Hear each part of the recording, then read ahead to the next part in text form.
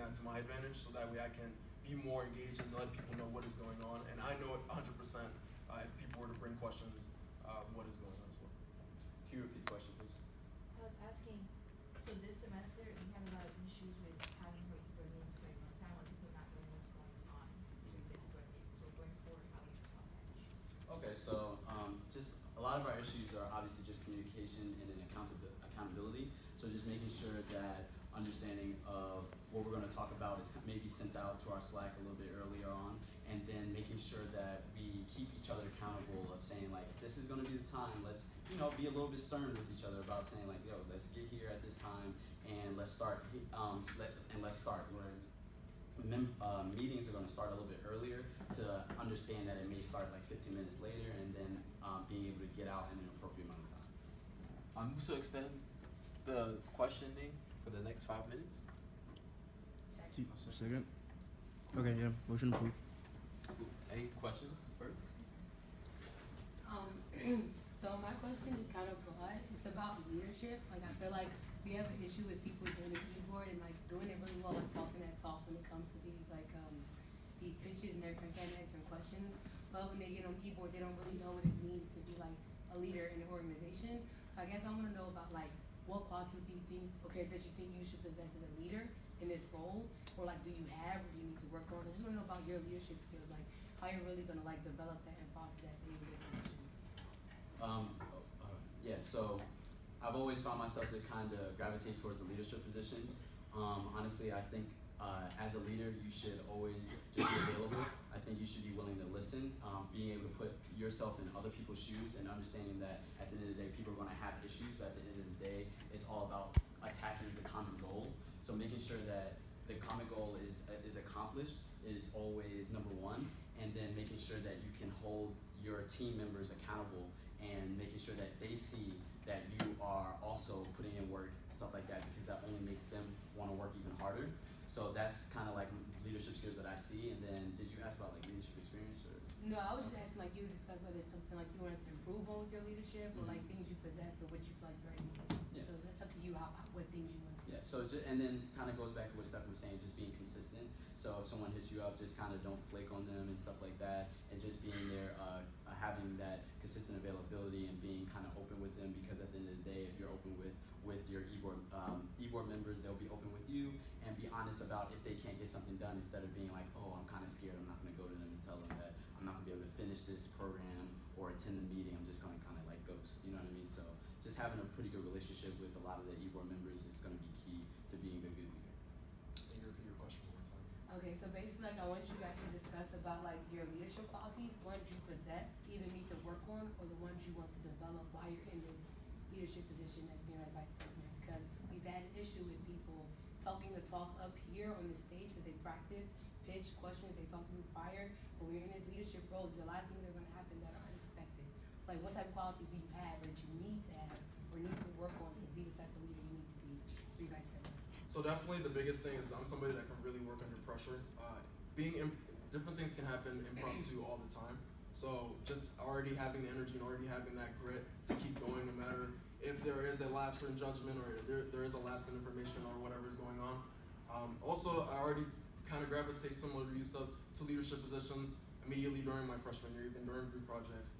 Since my major is really invested into group projects, I really learn how to read people's body language and learn how they kind of interact or react to certain things. So if maybe somebody might not like somebody else or whatever the case is, just kind of already opening that line of communication with them and seeing what is going on, so that way we can solve that problem immediately. The biggest thing I also want is just conflict resolution, moving on from different things, and having that fostered community and family and love for each other. And I mean, it might sound cheesy, but it's actually something that is going to push us forward and propel us to whatever we want to do with this e-board. And again, if we want to kind of foster and be that organization that's known on campus that everybody goes to for the Black community, we have to really set that example. And I want to make sure that through that and through my leadership skills and through my commitment as well for this and the passion I will put into this, that it will be set and put through. All right, so I need y'all to be real with me. So what is your biggest weakness? Simple as that. Plus, how do you hope to combat this within the next term?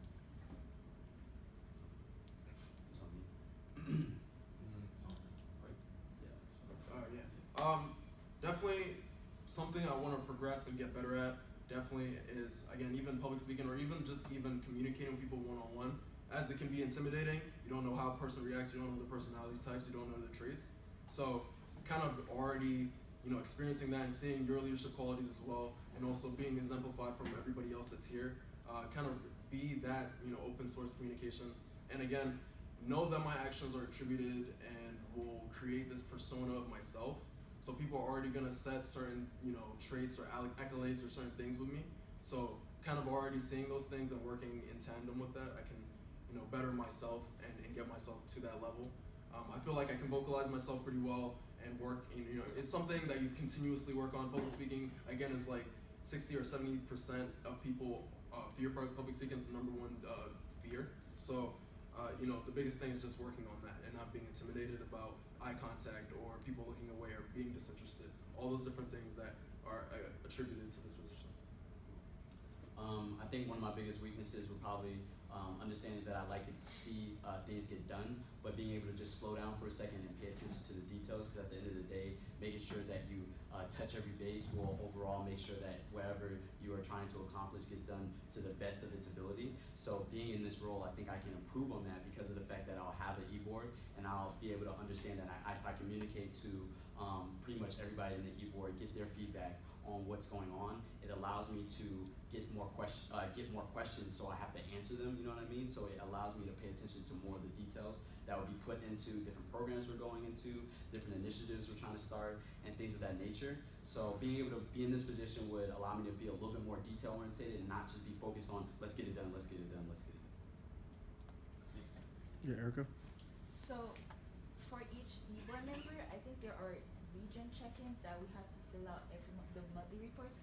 So as a VP, how are you gonna stress to your e-board members to actually fill them out? Because that's how we get recognition at nationals, and we kind of lack on that. So how would you do that?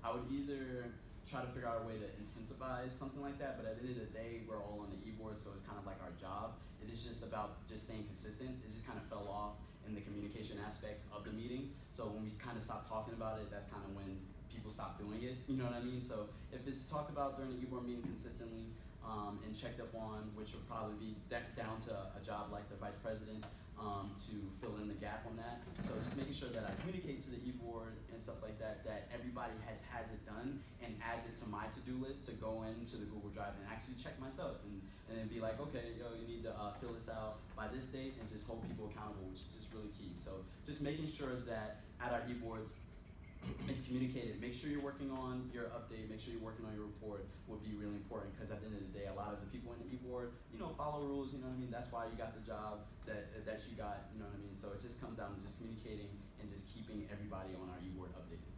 So again, initiate that communication with the individuals that are, in the e-board. It's important, again, it's something that can be reoccurring, again, that people can set in their reminders as well, so that way it doesn't need to be reminded to them. As again, it is assumed that you will complete your monthly dues and things like that during the time you're in your position. But also at the same time, again, it's about other people's judgment and also looking at the communication that you're making with them as well. So informing in the meetings every so often, be like, okay, guys, it's the end of the month, you know what to do, finish your monthly reports, and just being that person to look through those documents and actually making sure that people are completing them, and it's not them having the entire monthly reports set out for them already inside of the document and they're all empty or they haven't been completed yet. So just making sure that incrementally everybody's doing that and completing it at a timely, efficient manner. Okay, that's it for questions. Thank you.